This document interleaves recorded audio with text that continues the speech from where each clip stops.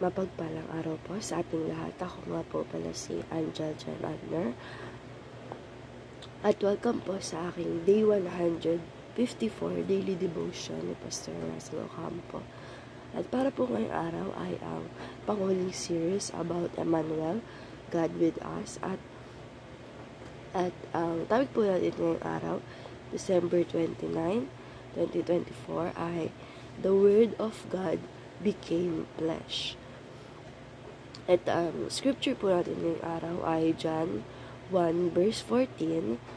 The Word became flesh and made His dwelling among us. We have seen His glory and the glory of the one and only Son who came from the Father, full of grace and truth. Sa Tagalog naman po, naging tao ang salita at nanirahan sa piling namin. Nakita namin ang kaluwalhatiang tunay na kanyang bilang kaisa-isang anak ng Ama. Siya ay puspos ng kagandahang loob at ng katotohanan. And teaching number 1, Jesus is the Word who became flesh. Sabi po dito na ang lahat po ng sinasabi ng ating Panginoong Diyos ay ito po yung mga ginawa niya.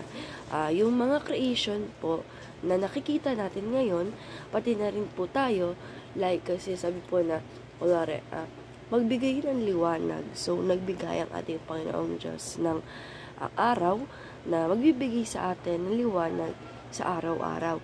At sinabi niya lang po ito, or ginawa niya ito, pagsasalita lang po. And nakuha niya na po lahat ng bagay or na-create niya po lahat ng bagay sa pananalita niya po. And teaching number 2, Jesus is love who became an act. Sabi naman po dito na ating Panginoong Diyos po ay pag-ibig na naging act or naging action na dapat ang pag-ibig ay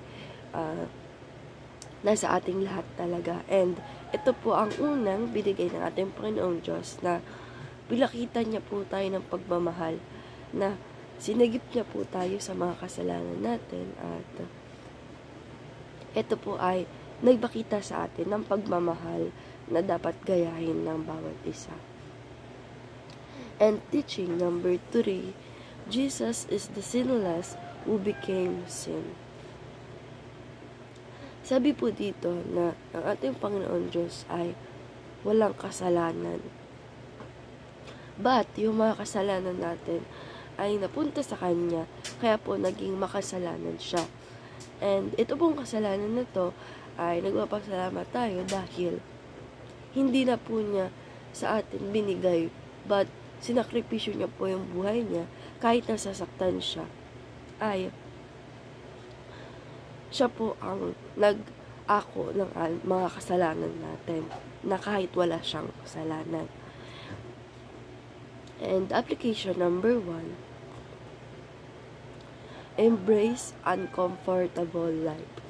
Sabi naman po dito na apply po natin sa sarili natin na wag po natin ipamuhay sa sarili natin yung hindi tayo komportable na buhay. Bagamat dapat po na komportable tayo sa buhay na meron natin. And application number 2, love God with all your entirety. Love God with all your entirety. Sabi naman dito na i-apply po natin sa sarili natin na mahalin natin ang ating Panginoong Diyos, pati na rin po sa ating kaloob-looban. And application number 3, be grateful to God every day. Sabi naman po dito na i-apply po natin sa sarili natin na dapat tayo ay grateful sa ating Panginoong Diyos sa araw-araw na pabubuhay natin dahil sa araw-araw na pag-provide niya sa atin at pagbibigay ng blessings. And discussion, how much do you love God? Para po sa akin at para po sa devotion ngayong araw na para sa akin na mahal ko talaga ang ating Panginoong Diyos dahil nga po sinakripisyo niya ang sarili niya para sa atin at naging humble siya kahit talaga siya ang ating Panginoong Diyos. And dahil lang po ngayong araw, maraming salamat. God bless.